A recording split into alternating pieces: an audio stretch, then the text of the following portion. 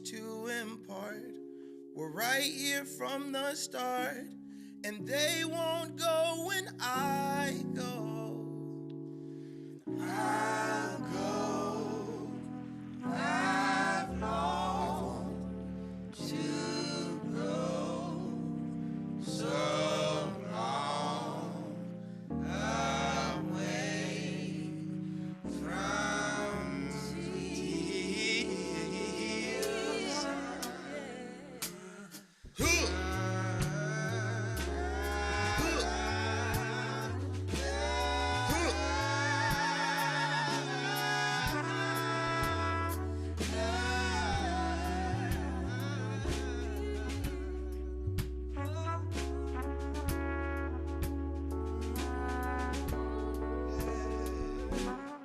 Big men feeling small, the weak ones standing tall. I will watch them fall, and they won't go when I go.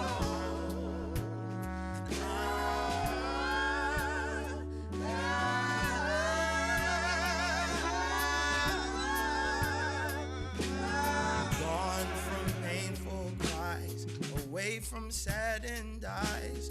Along with him I'll bide, and they won't go when I go. I'll go. I'm long to go so long away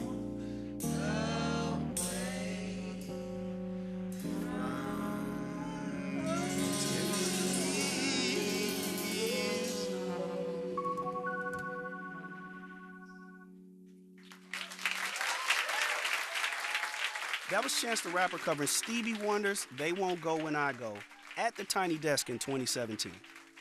And that's the show. You can watch these Tiny Desk concerts at npr.org/tinydeskradio. And to see all of our more than 1,200 shows, visit npr.org/tinydesk. Thanks to the folks who produced these Tiny Desk concerts, Tom Huizinga, Saraya Muhammad, and Robin Hilton. Neil Tebout is our technical director. He was one of the audio engineers along with Josh Newell and Josh Rogerson, who recorded and mixed these shows. Tiny Desk Radio was produced by Walter Ray Watson and Ashley Pointer. Shoutouts to Cher Vincent and Skylar Swenson. Our series editor is Lars Gottrich. Saraya Muhammad is our executive producer. Keith Jenkins is our VP of Music and Visuals. You've been listening to Tiny Desk Radio from NPR Music. I'm Ana Maria Sayer. And I'm Bobby Carter. This is NPR. Support for NPR comes from the station and from the Lemelson Foundation, working to harness the power of invention and innovation to accelerate climate action and improve lives around the world. Learn more at lemelson.org. From the estate of Joan B. Kroc, whose bequest serves as an enduring investment in the future of public radio and seeks to help NPR be the model for high-quality journalism in the 21st century.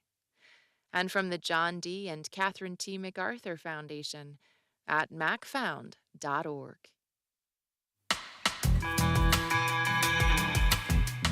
WAER keeping you up to date with support from Hematology Oncology Associates of CNY.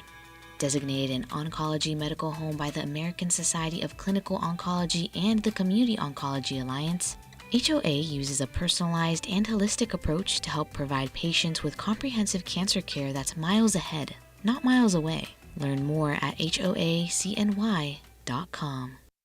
You're listening to 88.3 FM WAER Syracuse, your local NPR station from Syracuse University.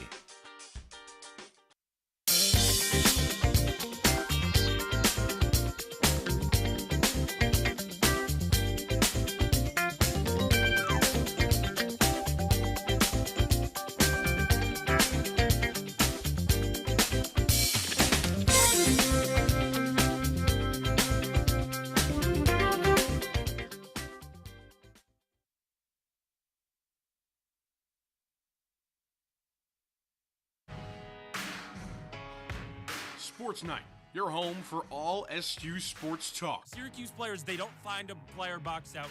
They turn around and tried to jump up and grab the ball. That's not rebounding. That's not boxing out. That's lazy. It is nowhere close to an overreaction to say that they can go 500 or better in ACC play. I think there's something to be said about that specific phenomenon. 5 guys saying, there's no backup plan. It's just us. Breaking down everything from around the hill. When you get doubled up on your shots and even one more to put a cherry on top, there's no possible way you can win a lacrosse game. You can tell it just dissipates out of nowhere. And it's the in-game adjustments that have hurt Syracuse. And giving hot takes along the way. Naheem McLeod, they want him to be Jesse Edwards, and he just isn't. Fran Brown is a home run hire for Syracuse. Get your voice heard by calling in at 315-443-2011 or interact with us on social media at WAER Sports Talk. It's Sports Night, and it starts right now.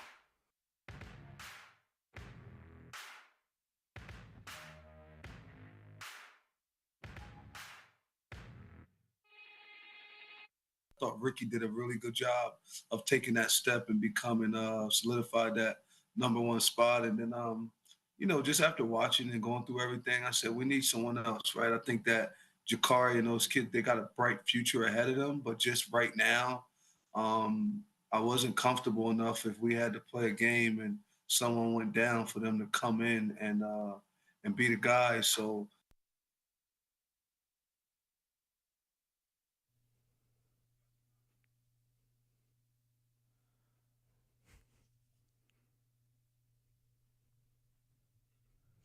That was Syracuse head coach Fran Brown talking about the newest member of Syracuse football in the quarterback room, Steve Angeli. We're about to break that all down here on Sports Night alongside Luke Burgess. I'm Gino Antamarino. We got you up until 9 p.m. here. You can call us, give your thoughts on the newest Syracuse transfer from Notre Dame.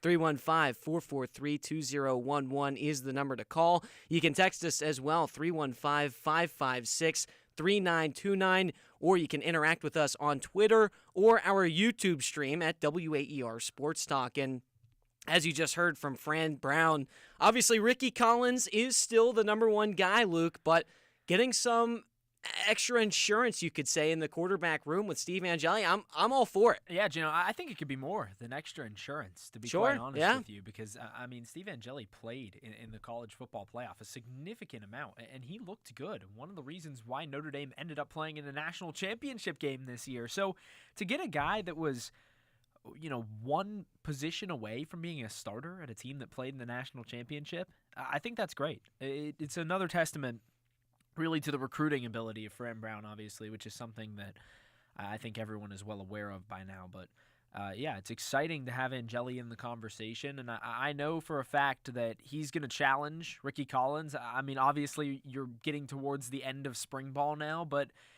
in terms of fall ball, that's a whole different story. When practices start in the summer, there's going to be a real competition, I'm sure.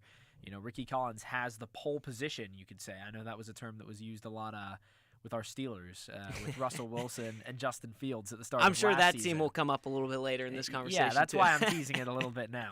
But down the road, definitely, I think this is going to be a real competition. I think Angeli, a guy who is entering the final years of his college career, has never had a chance to start. Multiple times, Notre Dame has brought in transfer portal quarterbacks to go over him, and he's been there the whole way. So he's finally challenging himself with a new journey. Yeah. I'm really excited to see what he can bring, because no question, the Fighting Irish have a great pedigree and a great tree of developing talent. Of course. And same with LSU, obviously, where Ricky Collins is transferring from. But right. I definitely think that, there's a level of competition that's healthy. And, Ricky Collins said a few weeks ago that, the room was kind of just open up to him. They asked about what was his adjustment like with learning the playbook and getting the systems down that Syracuse likes to run and getting to know the teammates. And he just almost seemed like he was the guy since coming into this program, which is, I guess, okay. It eases maybe some tension. Right now he's a redshirt sophomore, so he's definitely inexperienced. Well, that's what I was going to say. He's a young guy. But so I think it's good to have that healthy competition is always a great thing to have, and having 2 guys that are pushing,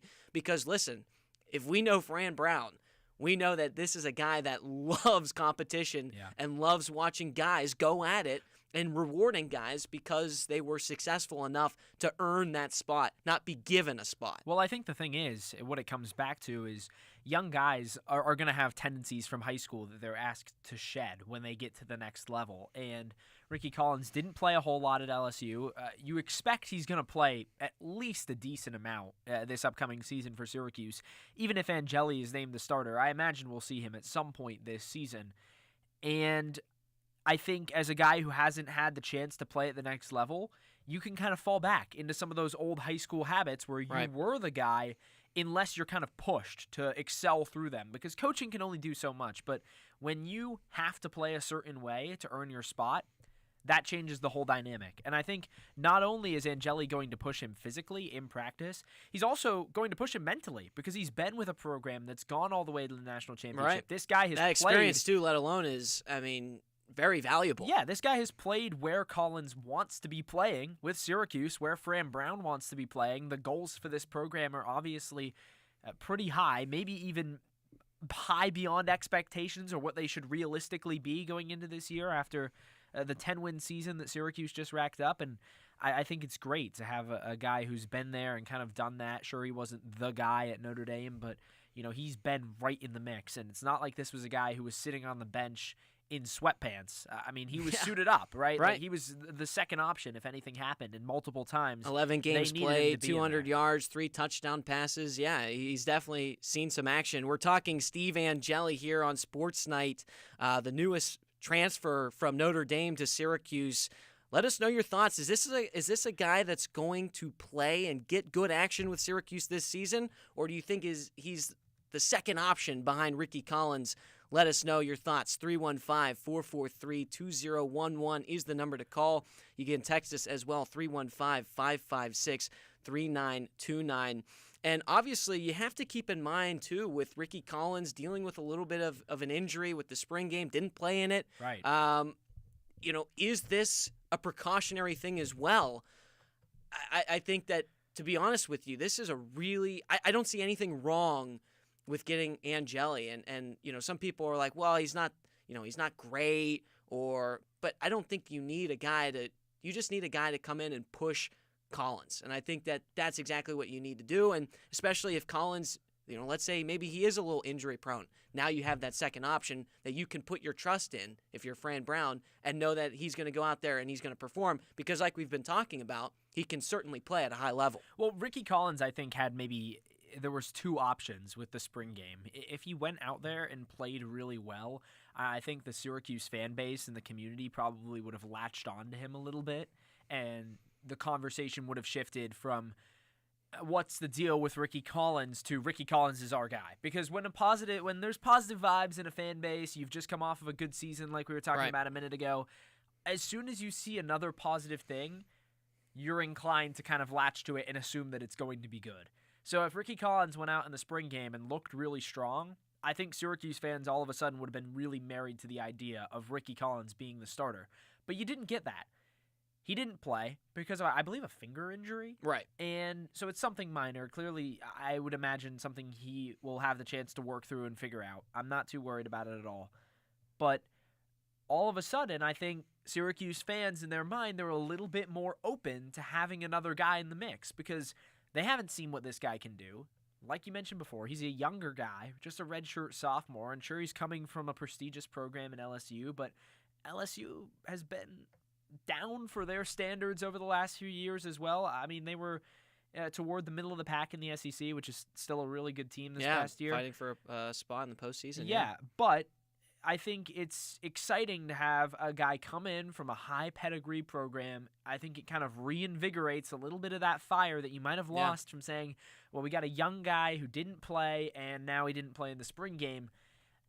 I think Angeli's the right type of guy to go get, and I think it was a great get by Fran Brown. I have to continue to give credit to Fran Brown, because this guy has a great pulse on what the Syracuse fan base expects. And, he's going to do a hell of a job of selling season tickets. I guarantee you that, because he always seems to deliver. You get Trevor Pena in the transfer portal, probably the biggest blow. That's where I was going to go next. Respond with this. Because I also think Fran Brown talked about the Trevor Pena situation, and it almost sounded like Pena was unsure if Ricky Collins was going to deliver this season. Right. And I think that... Well, and then you had 3 members of the offensive line go in the transfer Right. portal the same week. And So, what does that say? That's where I'm kind of thinking maybe Fran Brown's thinking to himself, listen, maybe I just go out there and get another quarterback just in case. But like, just to instill, I mean, it's almost, I mean, Yeah. this is, you hate to say this when you're talking about athletes' careers, but to a degree, it's almost like a chess move, right? Because it just, even if you want Collins to be your starter day one, and that's still seemingly where Fran Brown's mindset is at, you almost have to say, well, if my guys on the roster don't have confidence in this guy yet because they haven't seen the results on the field. Well, yeah, here's a guy that's played at the highest level right. possible. And now there's something there when you're negotiating with these guys in NIL to tell them, hey, well, we have a guy who's played in the college football playoff and looked solid and is coming from a really good program where he has experience. Not starting experience, but experience to the degree that he could be a successful starter in one of the weaker Power 4 conferences, if not the weakest right now in the ACC. So, I mean, I think it's a great get. I think we've both expressed that. Yeah. And he's going to bring, I think, a lot of excitement to Syracuse for sure. Absolutely. Anytime you go out and you get a guy from a high program, I mean, I think back to Jackson Meeks, and yeah, he didn't play a ton at Georgia, but I mean, he had a tremendous impact with Syracuse. And I think that, you know, everyone wants to bash on the transfer portal and saying, you know, listen, it's the best teams are only going to get better and the smaller programs are only going to suffer. But I agree to it to a certain extent, but also this allows for those smaller programs. Obviously, Syracuse wants to be competing with the big dogs. Right now, they're not. I mean, they're sniffing the pole, but obviously overall, they're not competing with the Alabamas, the Georgias. There's nothing wrong with capitalizing off of guys who are maybe overlooked at some of those top-end programs because they come into Syracuse, now they're going up against competition that's not as stiff, and they can play ball. Yeah, I mean, that's a great point, and it goes back to the game point that we were talking about a second ago because the transfer portal is a game, and you have to know how to win the game. And right? Fran Brown, Fran Brown, oh my gosh. He's got some good strategy. His mindset's, like, he just says, yeah, guys go in the portal, but I'm also telling guys to go in the portal. Yeah. And I listened to him this past week, and he said, listen, I'm going, if you go in the portal, that's great. I wish you all the best, but just know I'm getting a guy that's better than you. Like, that's my goal. And he's like, it's nothing personal, but that's my job as a head coach. And, like, when you go in the transfer portal, that's telling me, obviously, if it's a money side of things, that's different. But if you're saying I'm going to the portal because I don't trust the situation, that's kind of a shot at Fran Brown and what he's trying to instill here in Syracuse. Yeah, and I mean, I think he's proved himself as a recruiter to a degree. I think the future is bright for Syracuse football in general.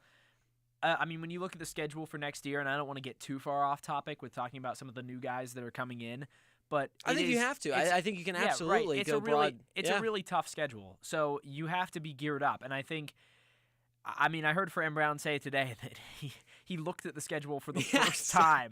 He knew that they were playing Tennessee to open the season, but he knew 0 of the games after that. I have a hard time believing that because I know for a fact coaches are really involved in the schedule-making process. But to that point, I think it's a great recruiting play. Yeah. Because, once again, it just shows Fran Brown's mindset towards this whole thing. I mean, he really knows how to play himself in the media. And I think that's attractive to getting guys here. And it makes me, as a viewer, confident that he's going to have the ability to turn over a roster and produce a solid product and make a competitive team next year out of, what he's able to find in the transfer portal and bring in. I think that you have to be confident as a Syracuse fan in that, especially after, what you saw him do last year where, I understand now that the conversation with Kyle McCord is that he's going to be a, day 2, potentially, probably day 3 pick in the NFL draft. But at the same time, I mean, when he was coming in off of Ohio State, that was not really the conversation around Kyle McCord. There were a lot of question marks. I mean, you knew he was a solid player, but you weren't talking about a guy who you were thinking going round 3, round 4 in the NFL draft. No. That was not a realistic conversation. I mean, it was more like Kyle McCord's trying to save his career at Syracuse. And he certainly did. And let's get into some of those players for Syracuse that are eligible to get drafted in the NFL. You're listening to Sports Night here on WAER. Text us your thoughts on where you think Kyle McCord and the rest of the gang is going to end up and where you think they should go, what round. Text us, 315-556-3929, or you can watch us on YouTube on our stream at WAER Sports Talk. All right, so we're going to play a little bit of a game here. We're going to go down through a list of some of the Syracuse guys and almost treat it as if a team is about to draft a player, right, and they're asking us, give us one word to describe a guy. So let's start with none other than, you brought him up, Kyle McCord.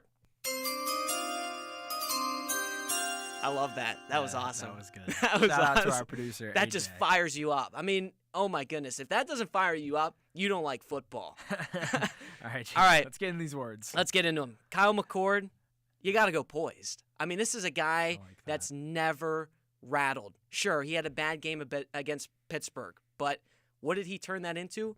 Over 200 with 200 passes without throwing another interception. This is a guy that really handles the adversity, the talk, the chatter around him. It just really seems like he is always locked in and focused and trying to get better. He's not showboating. He's not cocky. He just wants the best and wants the most out of his team, and just in my opinion, a true leader on and off the field. For Kyle McCord, I'm going to go with smart because everything I read about Kyle McCord talks about how good he is at reading defenses, how smart he is throwing in the zones. And I do feel like that is why his stock's gone up so much, because he has that ability to read zone defense. And a lot of people think that's going to translate over to the NFL level. I'm excited to see what McCord can bring. But the other guy standing in the backfield alongside Kyle McCord, you're rubbing your hands together. Yeah. The running back for Syracuse this past season, also in the draft, LaQuint Allen. And, Gino, for Allen, I got to go with physical. I'm harking back to that UNLV run. We were talking about it off air before the show started today with some of our crew about how clutch that run was in overtime to get into the end zone and win the game. And at the time, that was a ranked win for Syracuse. It was a real season-defining moment. And that's what I'm reminded of when I think about LaQuint Allen, a guy who's going to put his head down and run through guys trying to tackle him on the other side of the ball. So, he's a great player. He's a fantastic pass-catching back. Yeah. And I think that kind of transitions right into your word. Yeah, exactly. I was going to go versatile. This is a guy that had over 1,000 yards rushing this past season and over 500 yards receiving. 4 touchdown receptions as well, with 16 touchdowns on the ground. This is a guy that obviously can do it all, and who doesn't want that on their team? All right, moving on to our next guy, Oronde Gadsden. I might have jumped the gun there on the music. I've got a big smile on my face every time it plays. I'm going to say ready. And what I mean by ready is I think he is the most NFL ready, maybe besides Kyle McCord. I just think his frame, 6'5", 236 pounds. He can play wide out. He can play tight end. This is a guy that's going to come in, and I think he's going to have the quickest transition from college into the pros. He's already got that stature. He's already got that frame. I think he's going to be an immediate impact with whatever team he goes to. He can block as well. This is a guy that I think he's just ready for the next level. Okay, all right, I like that. I'm kind of building off of what you said there at the end about the frame. I'm saying athletic for Oronde Gadsden. 6'5", 243, that's what he's listed at. That is a big dude, but he's got wide receiver skills. A lot of people talked about him as a wide receiver tight end hybrid. I have a feeling he's probably going to start his NFL career as mostly a blocking tight end, but he could certainly become one of those bigger playmakers as his career progresses. I'm excited to see what he does with his career. We're going to flip to the defensive side of the ball now. Should we get one in? Two more? We'll try and get as many as all right, as we well, possibly rapid can. fire? Yeah. All right. We'll start with Fidel Diggs. There it is. For Fidel Diggs, I went very, very simple by the book. I just said fast because he had the third fastest 40 time at the combine of any defensive end that ran. This guy, he's another athletic freak, going back to Oronde Gadsden. I do think Fidel Diggs is a bit raw in his tackling skills. I think he has a lot to work on in terms of shedding outside blockers. I mean, there's some big boys in the NFL on the edges, and I do see that being a bit of a struggle in terms of his adjustment. If he's drafted, if he's not drafted, I think he will be signed as an undrafted free agent. I believe so too. But he's got great speed. That's a great way to start. So obviously he was a big time leader for Syracuse this year. I mean, dude, you stole my thunder a little bit. I didn't even look at your word. Yeah, I'm gonna go with leader. This is a guy, obviously a transfer from A&M, and made an immediate impact with Syracuse. I always find it really impressive when guys transfer into a program and then within the year just learn the playbook, and not only learn it, but thrive in it and become a leader.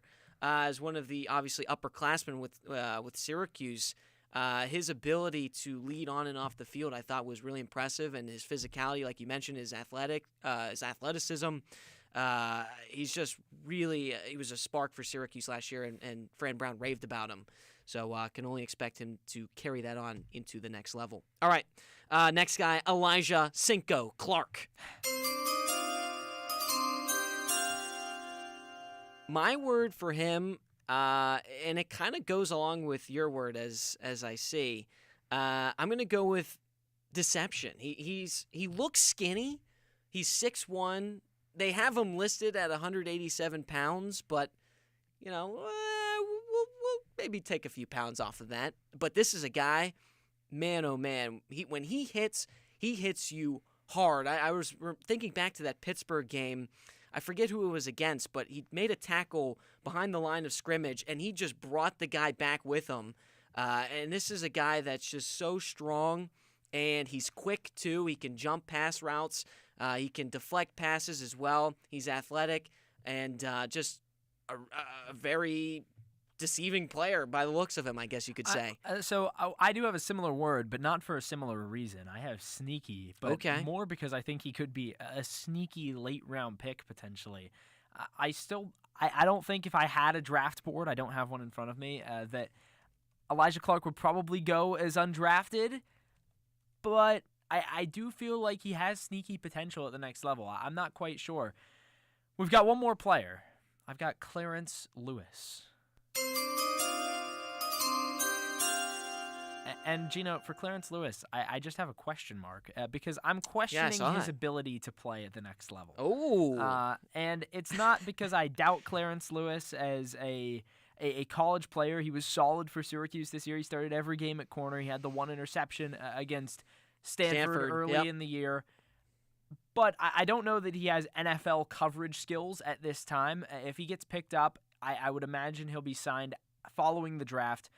Maybe he develops into some type of nickelback. I could see that as a potential. I mean, he could be a sneaky guy. He's got a small frame, 6 foot, 200 pounds.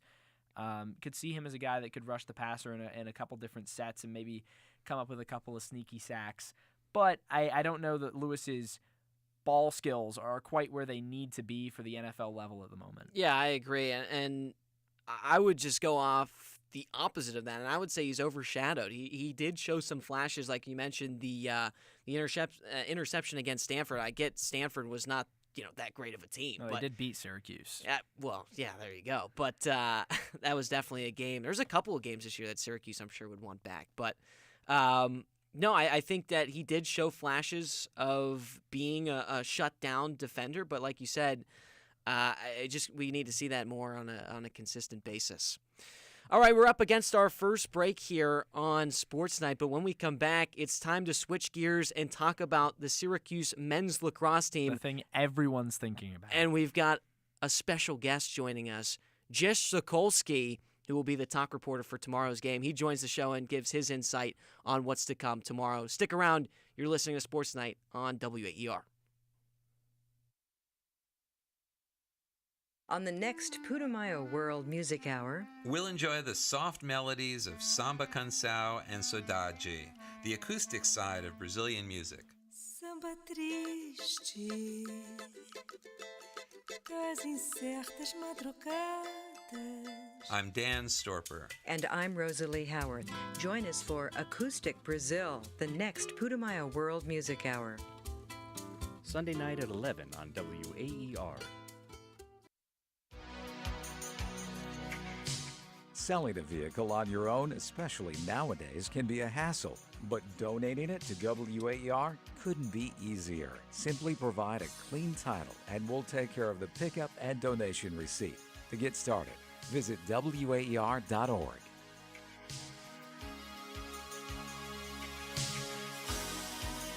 Who's gonna drive you home tonight?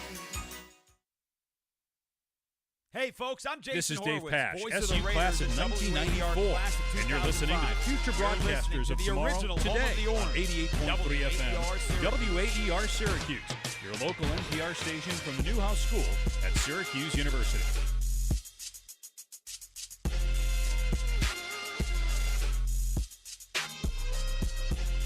Burgess joined alongside Gino Antamarino, and now our reporter for tomorrow's game, Syracuse men's lacrosse wrapping up the season. Jish Sokolsky, it's a pleasure to be alongside you, my friend. If you have any questions for Jish, before I let you talk, I saw you trying to go there. I'm going to cut you off. Ask us, 315-443-2011. Love to hear Get all your questions out before this top 15 battle in the Dome. Also joined alongside Gino Antamarino. You can also text us, 315-556-3929. You can find us on YouTube. You can find us on X or Twitter. Pretty much no matter where you look, you can find WAER Sports Talk somewhere, SportsNite on this Friday night. Jish, thank you for joining us. First of all, can we address the flamingo shirt? I love it. This has got to be the number one in my wardrobe. But And the fellas, pink shorts. and the pink shorts. I hope they don't see that. Oh my goodness. Fellas, I'm a little disappointed that we got all the NFL draft talk out of the way already. That's my bread and That butter. is That's your that was what I wrote on my college entrance essay. I wrote about how it's my Christmas. So There you it's go. unfortunate that I still got the draft up. So I'll let you know if Kyle McCord or anyone gets drafted. In but the we got Sokolsky lacrosse. world, Christmas is 3 days long. We're It's in true. night two, I guess I should say. Ooh, look at that. Jish, I'll just come straight out of the gates and kind of pin you to the wall, I guess, with this first question. Whoa. You're gonna what? This game. Well, I'm putting Let's not get rowdy here. I'm putting the pressure on, Gino. I'll be quite honest. Hopefully Syracuse is this physical tomorrow. Yeah, they need it. They because, need it. Jish, I think this might be the biggest game of Gary Gates' career.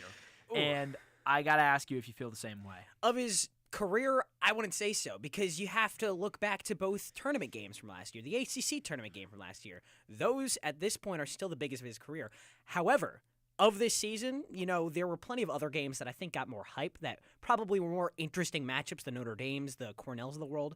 But this is the most important game of the season. Make no mistake about it, because if Syracuse wins it, they're the 1 seed. That's huge. They get to play Duke in the first round rather than not really being in control of their own destiny at the 3 seed versus, a Notre Dame again, which, it's really, really hard to beat a team twice in a season. So if they win this game and lock up that 1 seed, then that silences a lot of doubters, I think, about this team as well. And I think that's something Syracuse has been desperately trying to do over these 2-game skid.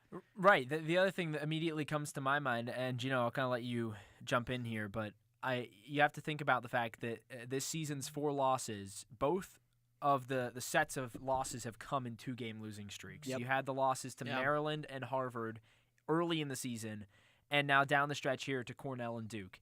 And I have to think that to end the season on a 3-game losing streak, with all the momentum the team has had this year, and to me, at my perception, it was highest after that Notre Dame win, I don't think you could go into the season with lower momentum than if SU loses tomorrow. What's really rough, I like that comparison. I like the parallels. I like that you spotted that. But right after those 2 losses, they played Utah. That was almost a tune-up game in the middle of the season, if we're being honest. Utah is not nearly on the level of Syracuse.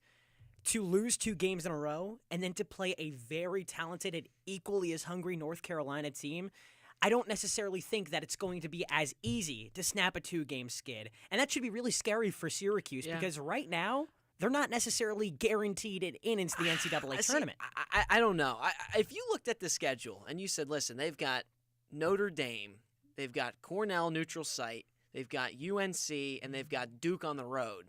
Obviously not in the right order, but those were the last 4 games of the regular season. I mean, you would have to say that winning 2 of those games, which I guess, obviously if they can go 2-2 in that stretch, they would have to win the game against UNC. I think you would take that if you're Syracuse. And I know that this is a championship caliber team, but I mean, these are some tough games that they're playing, and I just think that you'll take that 2-2 record going into the postseason. So I do think that this game's important. I think it just makes Syracuse that much better because now I'm almost looking at like a Duke perspective where Duke was kind of their backs were against the wall last weekend. They get a big time win. Now Syracuse is like, oh shoot, we got to start playing a little bit better. Yeah, and I think that you're going to see a different Syracuse team. I think if they go up against Duke again, I think Syracuse crushes them, no doubt about it. Yeah, like I said, it's very hard to beat a team twice in a season. Right, That's what happened with Duke last year. Syracuse had figured out the Brennan O'Neill offense, only held them to 4 goals in the regular season, but then what happened in the postseason? Will Mark has the worst game of his career. It's very hard to upset a team twice. Even if you become the favorite going into the next game, it's hard to necessarily control them again because that still sits with them. Do you think being the 1 seed in the ACC tournament is that important? Well, in terms of that it's on a neutral site, no. But when you're looking at resumes and you're looking at what the committee is going to look at, if you're the regular season champion of the ACC, they would really have to nitpick here and there to at least leave you out. Like Syracuse might not get that home field advantage in round 1 of the NCAA tournament. But if they win the ACC, the toughest conference in college lacrosse in the regular season, you would have to be searching for needles in haystacks to leave the Orange If Syracuse is number one seed in the ACC tournament, they will play in the JMA Wireless Dome to open the NCAA tournament. I guarantee you if they're especially one and done, if they win a game. If they're one and done, like, can you justify it over some of the top 8 right now, over Army or Ohio State that are kind of maybe battling Ohio for State's an at-large interesting bids? Ohio State is an interesting question because that team's a little bit of a wild card to me. We want to hear your bracketologies. Bring them on the air and question Jish. 315-443-2011 is the number to call. You can also text us 315-556-3929. And Jish, I got to ask you, actually, Gino, I'll open it up to you here for another question. Yeah, the one thing that I've really noticed about this team, obviously when we're talking about this game against UNC, whether or not they should win the game or not, I want to see Syracuse come out with a strong start. Oh, my goodness. It is quite literally... in the first and second half. Syracuse has been outscored in the last 4 games in the first quarter, 16-6. Before that, it was third quarter problems, right? Mm-hmm. They were outscored... against Duke, it was both. Exactly. Yes. But I'm thinking of the Utah game where they were outscored in the third quarter. They were outscored by Maryland in the third quarter. They only outscored Vermont by 1 or 2. Yes. It's just they seem to have kind of figured that out. And then, as you mentioned, Luke, the perfect storm against Duke where they had a bad start and a bad third quarter. But I asked Gary Gate after the loss to Duke, and the question came up of why did you guys start slow again? And he's like, I don't know. It's just almost if you have a doctor that doesn't know the solution to a disease, I would start getting a little worried. Yeah, no, I agree. If you're saying I don't know as to why your team's starting early, then how are we supposed to know anything? It's almost like clockwork at this point. And there were a lot of people. I didn't agree with the panic after the Manhattan game when everyone was panicking that they were shut out in the first quarter. But it's starting to manifest itself now. Like, how do you consistently not score a goal for the first 10 some odd minutes of the game? That's, I hate to sound cliche, but that's not a recipe for winning lacrosse. I mean, like, Syracuse has enough talent where they can battle back, but it's also about the mental fortitude. I don't know. I see this team at the end of games when they're losing bad, like, have dumb penalties. I see Joey Spallina in the Notre Dame game. Joey Spallina is cross-checking people who aren't even in the play.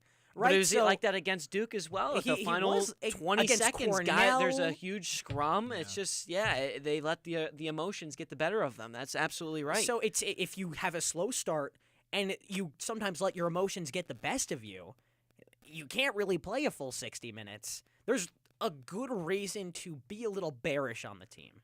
But the natural talent is something that's always going to be there, and a reason you can never actually count out Syracuse. Is that a leadership problem? Is that because when I see a team that's got all the talent in the world and they can't put it together for a full 60 minutes, I'm sorry, I start looking at coaches.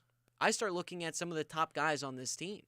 If you cannot be disciplined enough to play a full 60 minutes and you can't win or crush those games where you're supposed to, I start looking at leadership and I go, okay, what are you doing to your team? What are you telling your guys to get them to go out? I mean, there is no reason that they should have started out flat against Duke. None. There's no reason they should start out flat against Cornell. None. Well, there's no reason, right? You could go down the list. Yeah. I said this on the double overtime last week after the Duke game. Shout out. Yes. Double overtime. Right. It was a fun time. And one of the things that I harped on was, I think for Syracuse's offense to have success, it has to get into a groove early. That is the way the offense is designed, because once defenses can it's one thing to have a scouting report, right? But once defenses can kind of diagnose what's going on, they can adjust. And defenses in the ACC are talented enough that if they know what to look for, they're going to have success. And that's I what don't care if it's Virginia. I don't care if it's Notre Dame. Virginia all was teams, but all these prime teams example. know how to adjust. And so if you realize that there are patterns in ball movement and you can slide to these guys, that was one thing. Duke did such a good job of not sliding on defense because they knew Same with Virginia. where the ball was going. If you don't have to make these guesses, then you can neutralize an offense that relies itself on ball movement. Now, there are exceptions with like a CJ Kirst where that guy's just going to beat you every time. But if Syracuse doesn't keep these defenses on the back heel in the opening 10 minutes, they can adjust, know what to look for, and that's how they win games. Well, what really intrigues me is, and I think this could potentially be a remedy for some of these slow starts. Finn Thompson is coming back, and he might be healthier, and he's probably going to be healthier than he was last week. Well, yeah, you would think. Well, you'd hope so, right? And you got to look at when Syracuse really started having these first quarter issues. It started really in the Manhattan game. Finn Thompson was out at that. I want to counter you, though. Sure. Do you think that just has something to do with the schedule getting tougher? Possibly, but it's still against Manhattan that you won't do. I mean, Finn Thompson in his last full game scored 5 goals. I think You're talking about the Utah game. No. That he went down. He was injured in that game. Yes, the game his before, last full prior game. His to last that. full game, the Harvard game, scored 5 goals. Yes. This is an offensive weapon that I don't think a lot of people. I think people honestly, frankly, forgot about him. There's been a lot of discussion about Trey Deer versus Peyton Anderson.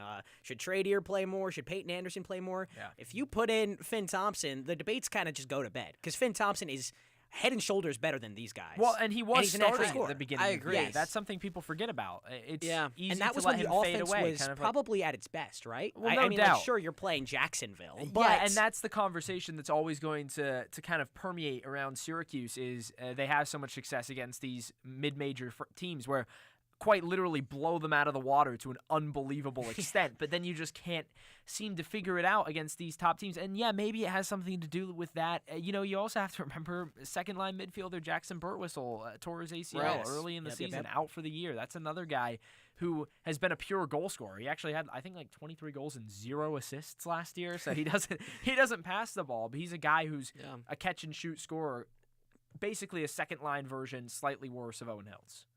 Yeah, I think that's a fine take. But my point here is that, it's an interesting thing to think about. Like, if this offense can get pieces back, are they going to make a difference? That was another thing that I know Gary Gate talked about last week as well, Gino. Yeah, I to be honest with you, I really like Peyton Anderson in that lineup. And Me too.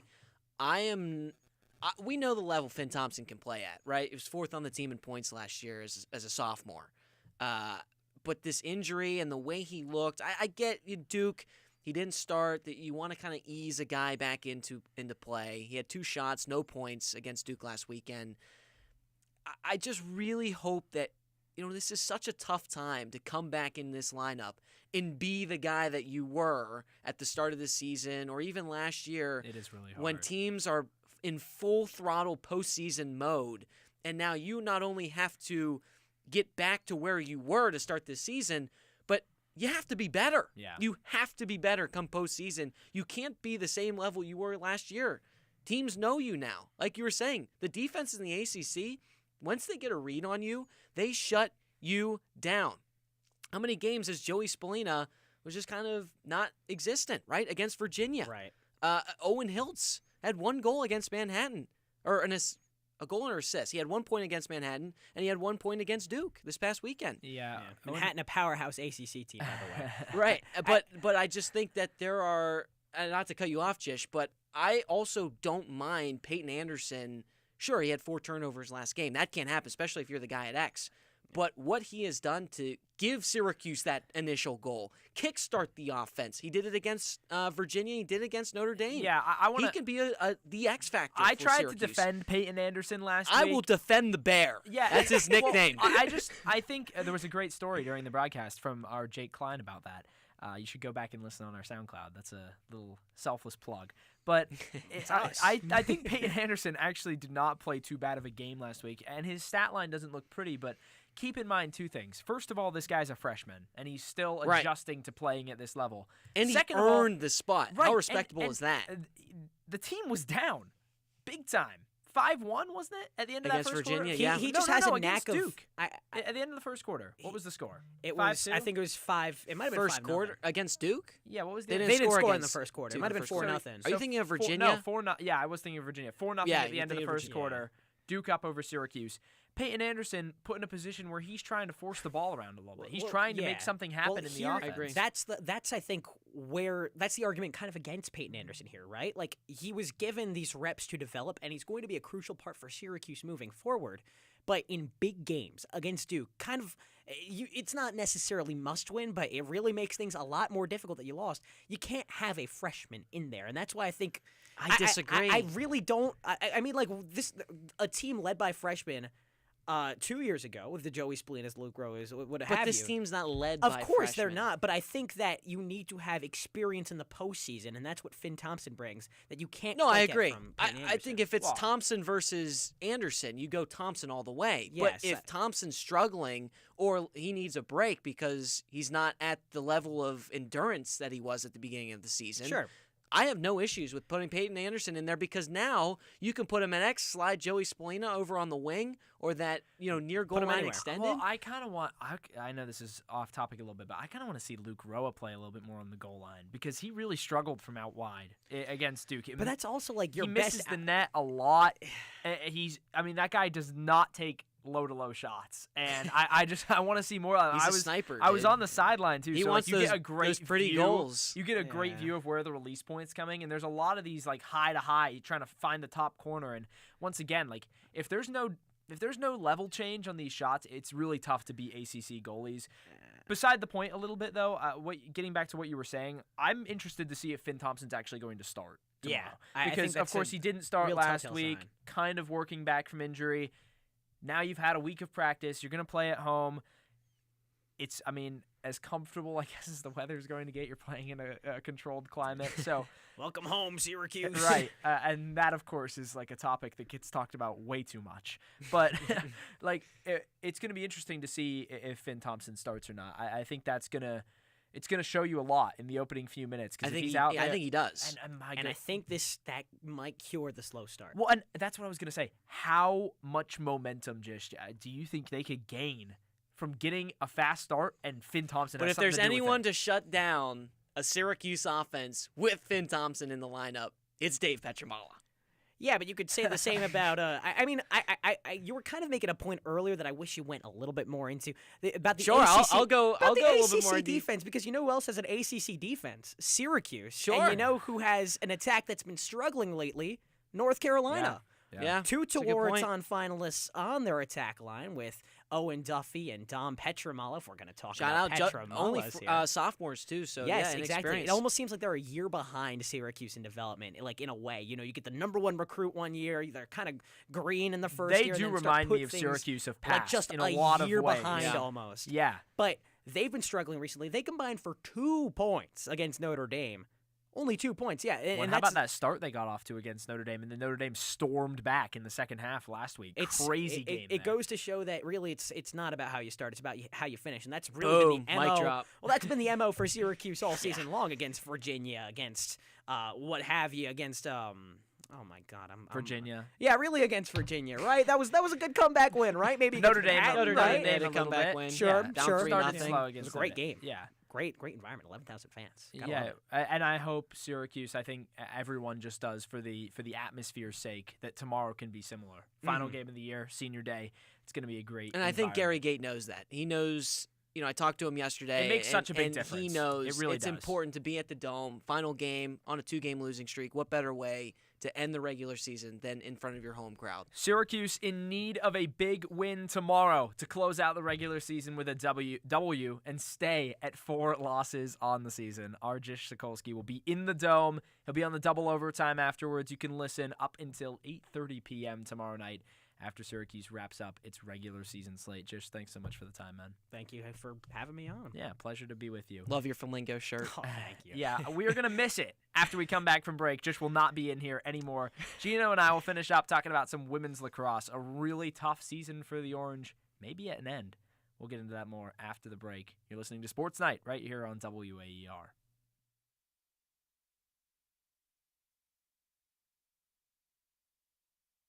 We'll enjoy the soft melodies of samba canção and saudade, the acoustic side of Brazilian music. Samba triste das incertas madrugadas. I'm Dan Storper. And I'm Rosalie Howard. Join us for Acoustic Brazil, the next Putumayo World Music Hour. Sunday night at 11 on WAER. Selling a vehicle on your own, especially nowadays, can be a hassle, but donating it to WAER couldn't be easier. Simply provide a clean title and we'll take care of the pickup and donation receipt. To get started, visit WAER.org.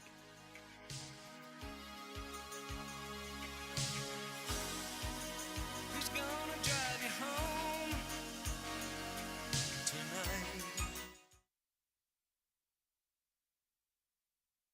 There is a one-stop listen for everything Syracuse athletics. You got great talent on this offense. Like, you can't go dormant for an entire quarter. And the Ostrom Avenue podcast provides unique opinions, plus exciting interviews from industry experts. Joined by Georgia Tech play-by-play broadcaster Andy Demetra, Syracuse.com, football beat reporter Emily Laker. Check out weekly interviews on YouTube and listen at WAER.org or wherever you get your podcast. Selling a vehicle on your own, especially nowadays, can be a hassle, but donating it to WAER couldn't be easier. Simply provide a clean title and we'll take care of the pickup and donation receipt. To get started, visit WAER.org.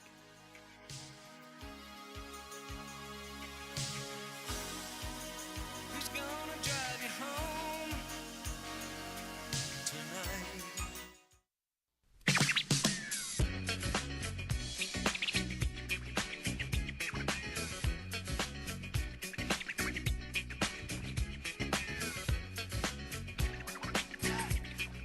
Wrapping up here on Sports Night alongside Luke Burgess. I'm Gino Antamarino. We got you up until 9 p.m. and we still got one more lacrosse team to talk about. It's Syracuse women's lacrosse. Let us know your thoughts after a disappointing loss to Stanford. I mean, absolutely. Sure, first round of the... I can't believe you just had a questioning tone in I mean, your they voice. were the lower seed. Yeah, but what a disappointing season. Sure. We're about to break it all down. Call us, give us your thoughts. Maybe you have a general thought, not just this past game, but where Syracuse should go moving forward. Call us, 315-443-2011, or you can send us your tweets at WAER Sports Talk on Twitter or X, whatever you prefer. All right. I don't really... Syracuse women's lacrosse, they just kind of had a really disappointing end to the season. Lost to unranked Virginia Tech. They get smoked by second-ranked Boston College to end the season. One of, if not the worst loss of all time for Syracuse. And then you go into the ACC tournament, and Syracuse was up by 3 at halftime. Yeah. After being down to start the game, all of a sudden they rally, they come back, and they fall to Stanford in the ACC quarterfinals. Yeah, I mean, what a disappointing year. And I'm actually harkened back to when I was sitting in these very chairs with our producer, AJ Myers, right before the beginning of the season talking about lacrosse, and we talked about how we weren't sure about what this women's lacrosse team was going to do this year. I was, funny enough, I was here on SportsNite the night they beat Stanford in double overtime. AJ Myers was on the call. Oh, that's like a Look at perfect that. trifecta. Oh, my goodness. Well, shout out to our guys back in the studio, but no shout outs for Syracuse women's lacrosse because, what a disappointing year. I think the pieces were there, but you lose Olivia Adamson the second game of the season, and, you go down to UNC, get smoked, for lack of a better term, come back against Northwestern just a few days later, and it was a close game against a really good team, kind of a revenge game against Delaney Schweitzer. Right. But then down the stretch, Gino, I just think this team ran out of gas a little bit. And I don't even think ran out of gas. I think that just they got exposed. Yeah, there were some severe weaknesses in this team, and the thing is that the women's lacrosse world in college is broadening. It's getting bigger every year. There are more and more teams look at Clemson. adding programs on the rise. And Third I think year. next year, Gino, is a pivotal year for Syracuse women's lacrosse because it does not take long, especially with the way that the transfer portal works now in all of college athletics. I understand the NIL money in women's lacrosse is not the same as it is in football or basketball or what have you, but it can change pretty quick. Sports can catch on. Look at what's happened. Emma Ward was making deals. Look at what's happened with volleyball over the last few years. Right. Volleyball is huge at the top. And Syracuse women's lacrosse is at the top of the lacrosse world in terms of their perception and the way that they can recruit. But I'll tell you, that could change really quickly if things don't get turned around fast. It scares me because, you talk about, and I don't mean to bring it to the men's side, but there was, Graham Stevens, the goaltender for Harvard. The question came up because he was a 5-star, one of the best players. And they asked him, when you had all these offers, why did you pick Harvard? And he said, because I want to start a legacy. And when you talk about, for the women's side, all these different programs that are becoming, look at Clemson. Right. Alexa Spallina. Look at Pittsburgh. Pittsburgh was very competitive with Syracuse. And Pittsburgh wasn't even ranked. On the rise, though. Yes. There are these programs. There are a lot of dark horse women's lacrosse programs that are getting better. And I think if you're a Syracuse fan, you have to be a little nervous because there are going to be players. Look at Alexis Spallina, for example. She initially commits to Syracuse and then flips it to Clemson. There are going to be some players that are enticed to go somewhere else and start their own legacy. Syracuse, yeah, they're great. They're awesome. But I want to go here and help be a trailblazer, help really be the foundation of a team for years to come. And I think that's something that if you're a Syracuse fan, men's and women's, you have to be a little concerned about. Well, and to that point, they couldn't get over the hump the last few years against Boston College in the NCAA tournament. It was always one step away. National championship level team, but never a national championship. And when the expectations are as high as they are, with Kayla Traynor in charge, coming over from Boston College's coaching tree and kind of being the savior after Gary Gates' tenure as head coach, I think the expectation was that there needed to be a national championship at some point. And to be honest with you, you had the best goalie in the entire country for several years. Didn't get it done. Yep. She moves on to Northwestern, and now you have a transition year with Daniela Guyette as the starter. And we saw some flashes of excellence. I think Daniela Guyette can be good. The reality was, though, the defense in front of her was not good this year. Sure. But at the same time, it's allergy season. Oh, my God. You can tell me about that again. I've been battling today. Battling through this hour. But Daniela Guyette, her first year in goal, it sucks to lose the best player on your team that early in the season, not have as much goal support as you were probably anticipating. But if you talk about this as a rebuild year, I don't really think you can designate it as that. Because I don't agree. Rebuild, I always think about, it was a down year, but that was kind of the expectation, and you're moving in the right direction. The expectation was to compete again, rankings-wise. Sure, maybe it was a weaker roster on paper as well, but I don't think anyone expected Syracuse to be in the conversation to miss the NCAA tournament after the ACC tournament, because that's where it's at right now. I mean, right. I still think they'll make it because of strength of the schedule, but if you look up and down the RPI rankings right now, no other team has 8 losses and is even in the conversation. Syracuse is 1 game above 500. I really noticed, too, they had really good games this year, Syracuse, and that was kind of the biggest thing for me. They showed flashes of being a cohesive, well-oiled machine. And then there were flashes of you're just kind of scratching your head, and you're just like, what's going on? The fact that Syracuse came back against Stanford to start the game and just went on a tear. I think they scored 7 straight goals, if I'm not mistaken. Let me double check. Yeah, 7 straight goals. Yeah.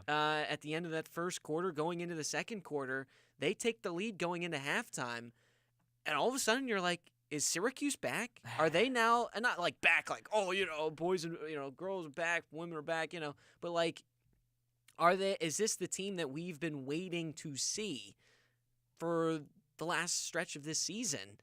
And it just never really stood the test because Stanford came back, and from halftime on, it was just all the Cardinal.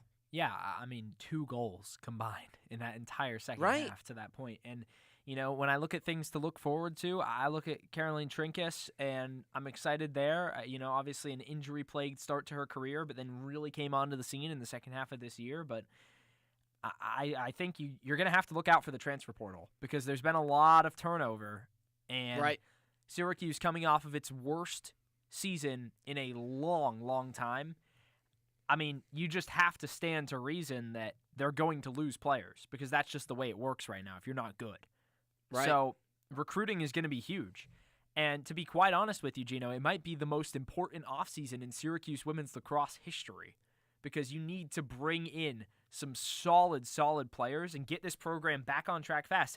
That's the way the college athletics works now. You cannot be bad for a long time because you won't be good again. And I want to touch on that.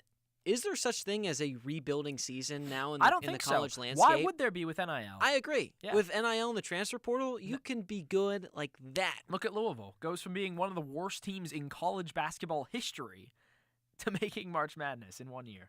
And I think that applies to any sport, like you were saying. It's just all about keeping players and continuing their growths. And like you said, there shouldn't really be maybe you have a really good freshman class out of recruiting that you develop, but at the same time, you can get key players in the portal like you were saying. It has to happen because otherwise, I don't know. You're not going to rely on freshmen to take you to a national title, and I don't feel. I mean, you're going to lose Emma Ward, your top goal scorer this year, so you have to replace her production somehow. Unless you have a great run in the portal, I just see this team being worse rather than better next year. I like Emma Muchnick. I think she can definitely take more. That's the question. Can she take more of a workload? I saw flashes of her. Looking at players like Jolie Caramelli as well to continue to improve, but none of them stand out to me as a player that's going to carry the team. Exactly. Keep in mind, Emma Muchnick is going to be a senior. Right. So, I mean, how much more development is there between junior and senior year? I don't know. Yeah, but maybe she just has to be given the reins, kind of take it upon yourself. But We'll who see. knows what's going to happen this offseason. Still got the NCAA tournament, potentially. Sure. That's something that you can just continue to track on our WAER Sports Twitter account. We'll have updates whether or not they make the tournament, and if they do, updates throughout the tournament as well. All right. Our next broadcast is tomorrow. Number 11, Syracuse men's lacrosse taking on number 8, North Carolina. Game time is at 5 p.m. McClure Remodeling countdown to face-off at 4:30. Double overtime until 8:30 with Nathaniel Cunningham and Hudson Ridley. Some thank yous to hand out as well. Our producer, A.J. Myers. On the board, Timmy Weiss. Our talk reporter, Jish Sokolsky. And our wonderful desk members, Griffin Bloomstein and Corey Miller. Luke, you got any last words you want to say? What are you thinking for tomorrow? Is Syracuse... An what orange does Syracuse win need to do? to end the season. They need to get a fast start and a win. Love to hear Back to the top 10. Love to hear it. Some high My praise. nose is running. High hopes. Let's get out of here. Yeah, he's got to blow his nose. All right, we're wrapping up here on the Sports Night, saying so long and enjoy the rest of your night, Syracuse.